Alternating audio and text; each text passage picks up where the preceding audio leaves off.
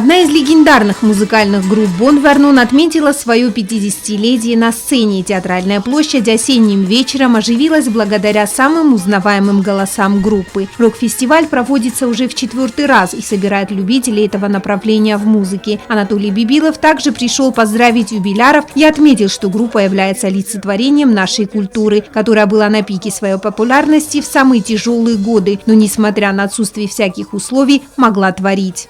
Есть группы, которые действительно являются таким олицетворением развития Южной Осетии, еще начиная с 1971 года. И группа, которая сегодня на сцене, которая сегодня отмечает свой юбилей 50 лет, это действительно люди, которые не только творили искусство, это люди, которые с оружием в руках защищали свою родину, свой народ. Это люди, которые сегодня являются фактически каждый из них по отдельности и как коллектив являются и общественными деятелями. В репертуаре группы «Бон Вернон» не только рок-песни, но и много песен с духом патриотизма. И те, и другие прочно вошли в творческую жизнь республики и исполняются на вечерах и концертах.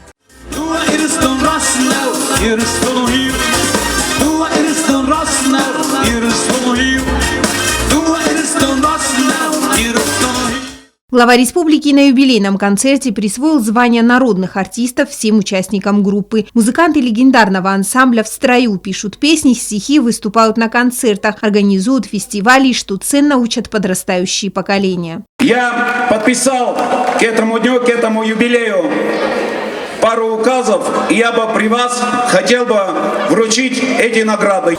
Присвоить почетное звание «Заслуженный артист Республики Южная Осетия» Козаеву Гели Махамовичу.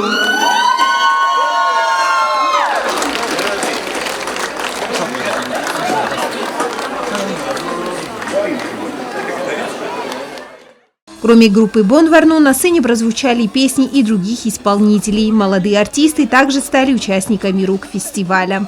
Яна Плиева, Алена Утаева, Заур Устаев специально для программы «Неделя».